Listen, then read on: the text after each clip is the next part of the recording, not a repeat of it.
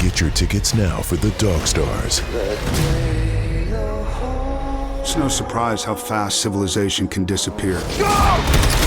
Out there, it's kill or be killed. Jacob Elordi. There are people out there. They need our help. Josh Brolin. Shoot first and inquire afterwards. Margaret Qualley. Okay, tough guy.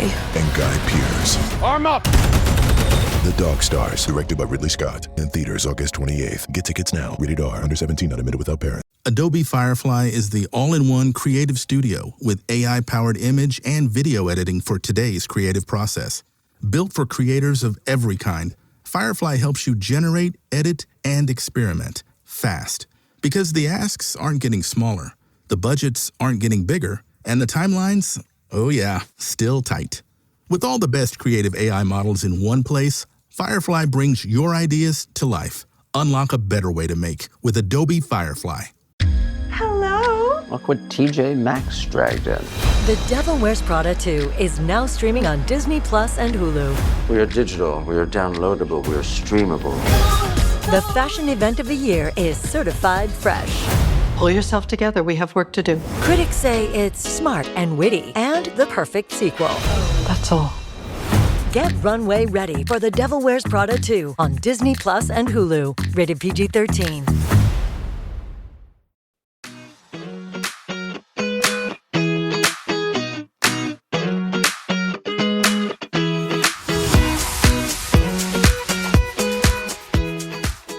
Welcome back to DOCUFILES. I'm Paige. And I'm Natalie. Next week, we are going to dive into a toxic love story on Netflix. Today, we are diving into They Called Him Mostly Harmless from HBO. This documentary had this paranormal element to it to me, from the condition they found the body in, to the mystery of trying to figure out who this person was, to not understanding why this person had passed or what truly caused this. There was just so much of the unknown that it gave that paranormal vibe. I can see what you're talking about, that eeriness, that paranormal element to it. I think there is this, I feel like I've used this word in the past couple of episodes, but there is this mythology surrounding Mostly Harmless, which was one of his trail names. His other trail name was Denham. His legal name was Vance Rodriguez. So he was a man known by plenty of names. I think the documentary also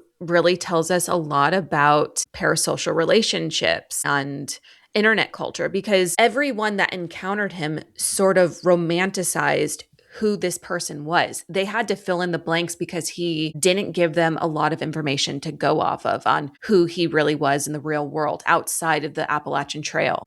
I love that you mentioned the parasocialness of it all, because yes, even those that met him in person, they didn't know his real name. He didn't want to give them his real name when they met him. And well, that somewhat made sense because most people go by trail names on trails. They had very deep and meaningful, impactful even interactions with him. We learned from one interviewee where they really connected on coming from abusive homes, and he would spend this time with people and they were moved. They had positive experiences with him. One of my favorite ones is this woman who goes by Magpie. He asked her, "Hey, why do you go by Magpie?" And she goes, "I'm not very quiet and I don't like shiny things." And he says, "That sounds like something a magpie would say." And he hands her like a shiny... Was it a gum wrapper or something? It was some type of shiny, silvery wrapper. And that is what she refers to it as, a shiny wrapper. So again, he's making these impactful moments and then disappearing. And when people wanted to keep in touch, they reference this sad look he would give them. And to me, after we learn about this man that I'm sure we'll get more into, it makes me wonder, was he like so many others that try this Appalachian Trail every year? I think about 3,000 each year try the Appalachian Trail, and they don't successfully all finish because it's such a difficult trail. Like, you don't just go from walking to like the Boston Marathon, and that's kind of like what this is. Like, even pretty seasoned hikers, like, you really have to train for this. I think on the West Coast, our equivalent is probably like the Pacific Crest Trail from that book. It's called Into the Wild. Or Wild. Or Wild. Reese Witherspoon was in the movie. Yeah, okay, no, whatever it's called. I think she acquired the rights to that book and then made the movie.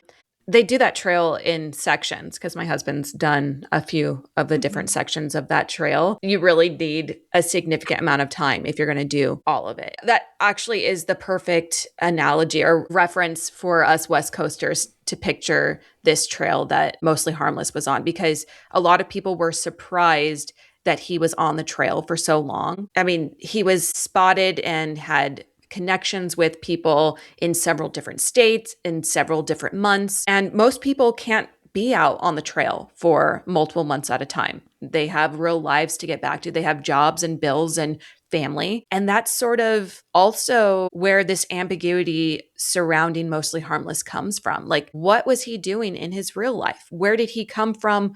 Who was waiting for him when he finished? And that is those are a handful of the questions that web sleuths had to try and answer when he ended up being found dead in his campsite. I sort of led away from this, but as I started saying, it makes me wonder if he was sort of trying to make peace with some things that he'd done. We learn that he wasn't the greatest man. Again, we'll probably get into that a little bit more later. But it makes me wonder, because the kindness that he was showing these people and the depth of these interactions make me wonder if he was trying to be better, do better. It is no excuse or release of bad things in the past, but I'm questioning, was he trying to be a different person out there? Was he trying to find that different part of himself? Was he there to complete the trail in Florida and pass? Because you are right, he was seen in New York, he was seen in Georgia, he was seen in Florida. So he did the whole trail, essentially. I wouldn't be surprised if this was him trying to walk away from a past and create a new future, walk towards a future. Everyone in the hiking community that did come across him described him as kind, polite, quiet. And I think, in my opinion, that helped them create this, like, fill in the blanks of who this person was. They saw him for who he was when he was out on the trail, but they didn't know anything about his past, so they couldn't fill in the full picture of who this person was. And that is how people are. We're very complex creatures. No one's black or white. There's a lot of nuance to people and their past, their experiences. But it is interesting that he chose to completely sever himself from who he was off of the trail. And he refused to acknowledge it to any of the people he encountered. He refused to even look back at who he used to be. I would say, with the exception of his coding, which we do find out he was meticulous in keeping a notebook full of computer coding. And that was sort of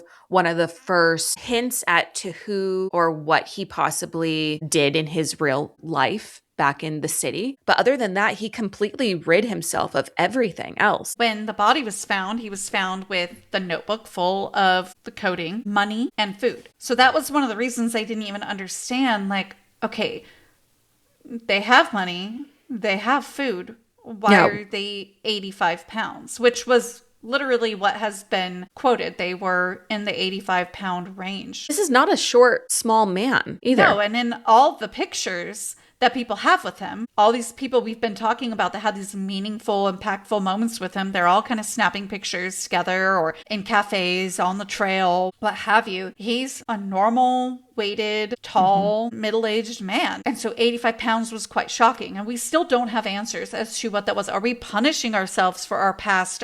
Did something happen? We still don't know. But you mentioned the coding, and the notebook was one of the things that they released after they released a composite of what this guy looked like, which, by the way, was pretty on the mark when they show it. I mean, sometimes you get a composite sketch and you're like, what did they look at? Who is that? Yeah. I mean, it's pretty impressive what these forensic individuals can put together. And because it had been at least, I think, likely 2 months by the time that they found him. So, I mean, they didn't have that much to go off of with what the state of his body would have been in the state of Florida. Decomposition. The amount of decomp in the swamp area. Yeah. In a swampy campground. Yeah. So they released that. People started recognizing him immediately. And we're like, oh, yeah. What's his name? I don't know. Like, I know what wouldn't he give it to went me. by on the trail, but that's about it. But yep, I know what he went by, and people were giving the two names, Denim, mostly Harmless. And there seemed to be two camps, too, of interviewees. Like, and he told me his name was Denim. He told me his name was mostly Harmless. The two stories go, by the way, that Denim came from starting the trail in a pair of denim blue jeans, which would be kind of a newbie kind of move. And it not makes a good it idea. obvious that you're a novice hiker, because Correct. hikers, especially on this trail, aren't wearing jeans. They're wearing something that is breathable and easy to move around in, not something really structured like a pair of denim pants that aren't comfortable or moisture wicking. And his bag was known to be very heavy too. Oh, and large. And like large. An exceptionally large bag. So he just looked like he didn't fit in.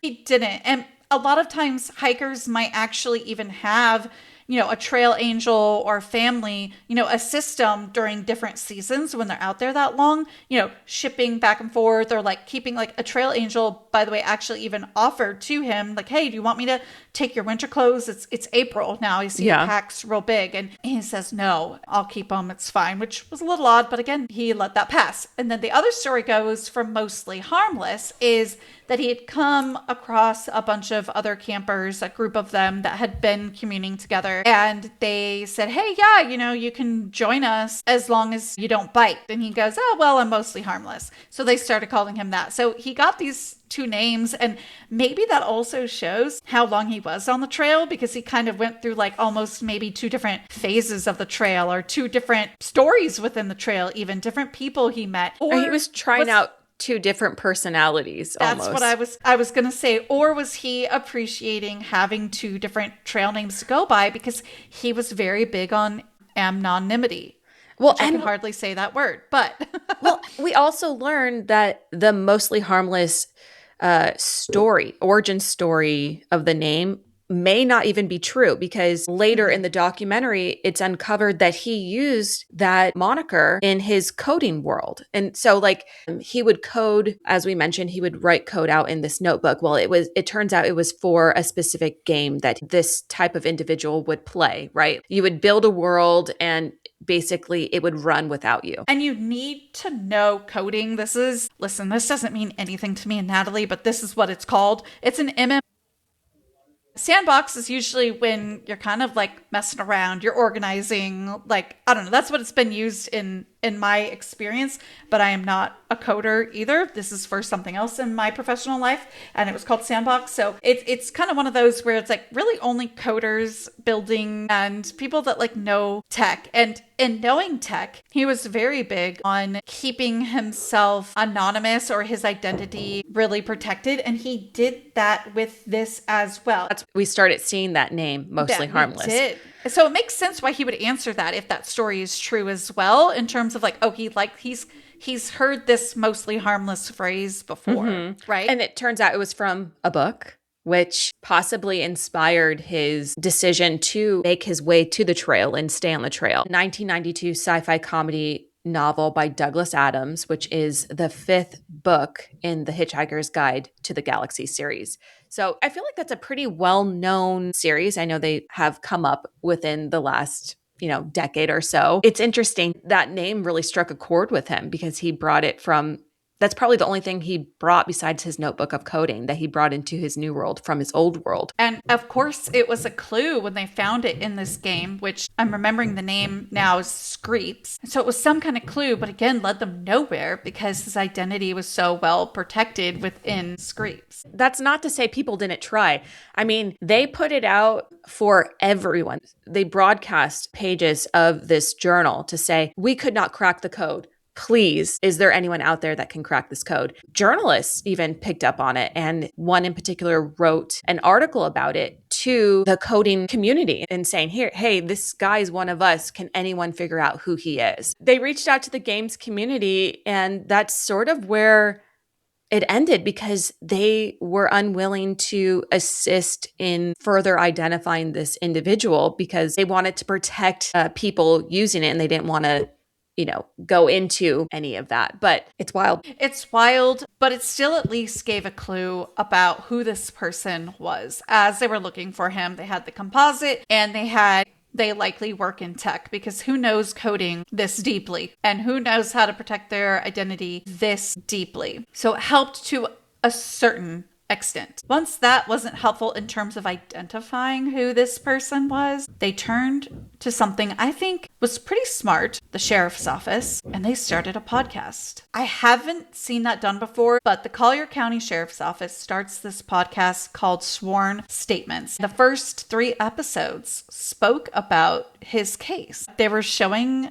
one of the officers recording the podcast episode. She has a lovely podcast voice, but I was like, wow, they didn't hire a podcaster or anything like that. They had one of their own recording a podcast to outreach within their community, and it seemed to get some traction. It seemed to create awareness to a case where they needed help. And this was done through a department that was working specifically on cases of unidentified individuals. I disappeared. Okay. Literally in the middle of that last sentence, I was saying Natalie disappeared. We started having tech problems. I'm not kidding. There is something paranormal going on with this documentary. Mr. Tech Guy from Beyond. Are they messing with our tech today? I don't know. Natalie's camera to this moment is still not working, but we're going to rock and roll with it. It looks like it's working from my end, but yeah, it's just this weird eeriness that's followed us from the documentary to recording. And we're going to blame Vance for that. Still affecting women's lives. That's what he's doing, which we should probably get into, actually. I think we can't really even talk about who Vance was without talking about, and something that you've already mentioned, Natalie, was that these internet sleuths started really assisting with this. So a lot of the things that were released, like we talked about the notebook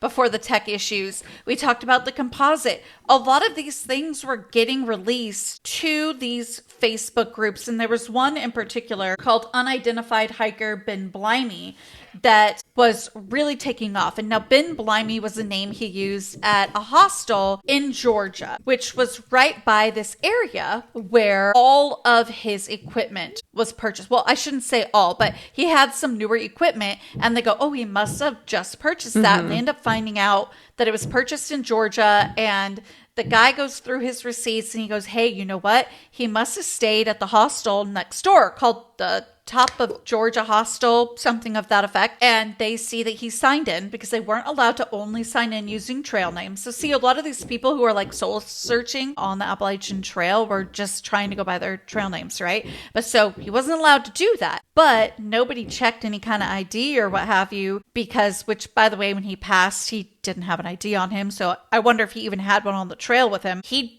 just kind of signed an honor system with a trail name Denham. And then then he was told, hey, wait a minute, you can't do that. Well, I mean, they allow it like on the form, like, hey, what's trail name? But then like, what's your real name, right? Right. Or well, they allowed want it at the hostel. Further information. Say. Yeah. Mm-hmm. And he says Ben Blimey. So you can even see where he signed in. It says Denham, Ben Blimey, like same writing, all of that. So they go, okay, like maybe we found this person. And obviously it kind of led them down another road of the individual who I spoke about that unfortunately had cancer, had a blog, did the trail, is still very much alive and participated in the documentary.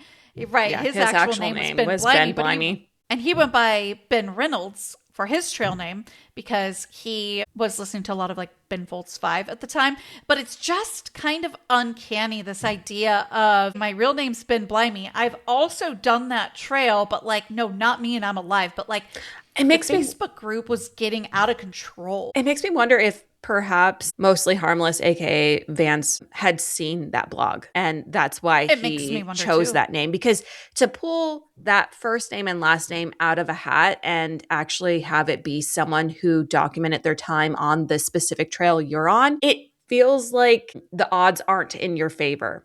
So I have to imagine maybe he was somewhat aware of this website that was up or something. That is such a great point. I wonder that too. I really, really do. Regardless, the Facebook group starts hounding him, and it already had some insider fighting. Like, the Facebook group was wild. Yeah, that element to this documentary deserves its own documentary about how people could have had they sort of took his story and really made it their own, and they felt ownership over it, whereas their intention should be helping find who this missing person was and identifying them. But they started infighting. They started just claiming ownership over this person's story when it wasn't theirs in the first place. One positive thing that came out of the Facebook groups, which plural because they did end up having to split the Facebook group into the old faction and the new faction, was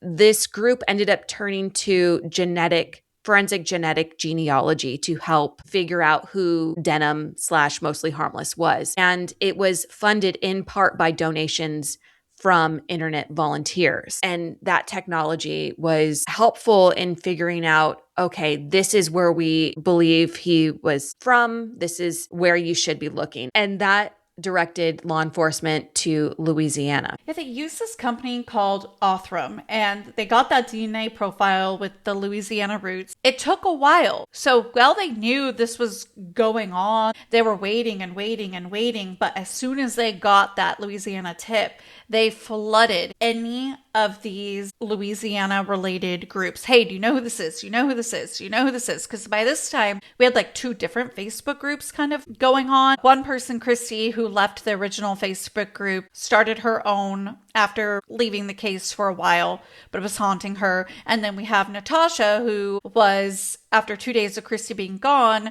was asked to go ahead and moderate the original group, the Ben Blimey group. I think it was an honor to her. She's a very outdoorsy person. Natasha does not identify as like part of true crime community, where I think that Christy would. She is a bit of a true crime consumer, but she's also kind of dedicating her life to identifying unidentified people and finding missing people. So she's kind of a bit of an unorthodox, controversial person in the space. But regardless, we're going to stay neutral on that. But as they flooded these Louisiana Facebook groups, they now had an area to focus on. And I think it was specifically southern Louisiana. So they were going to all of these groups, and they knew that they were now able to hone in to a smaller area and focus a bit deeper. This helped them to a certain extent because the journalist, also being privy to this information by this point, was able to find an ex-girlfriend. And unfortunately, what transpired from there was a lot of the people that had been involved in this were realizing that, hey, this is somebody named Vance Rodriguez, and they're not the greatest guy. And maybe nobody was looking for him because he's an asshole. They didn't want to find him. And like we said, they weren't even really looking because of the past that he left behind. What's a sad, darker part of his past as well is that he did at one point have suicidal ideations, and he did shoot himself in the stomach. He survived, and this is where we get this kind of infamous scar. Now, on the autopsy report, what's interesting is it's kind of marked, or was released as information at least, as just like a small identifiable scar, but this scar was massive. And that's something that really irked Christy, one of the people we were just talking about that monitored one of the Facebook groups, because this was such a huge identifiable piece. Like, it's this huge scar, but you're going to call it like a small mark, like it's a beauty mark or like a mole or birthmark. Like, this is a huge scar that identifies some type of injury and potential surgery in that same area, right? To rehab the injury. And in this case, the injury was from a gunshot wound. So it is sad, but it also leads us to wonder if he was suffering from those ideations again, and this is why he starved himself to death. Or again, we really don't know why he ended up starving himself. There's still so many questions surrounding this. Like, yeah, we found out it's Vance. Yeah, we found out that there's a really ugly, abusive domestic violence past with multiple women, but we don't know anything about him since then and how he got to the trail. And we may never know. And maybe that's the way he wanted it.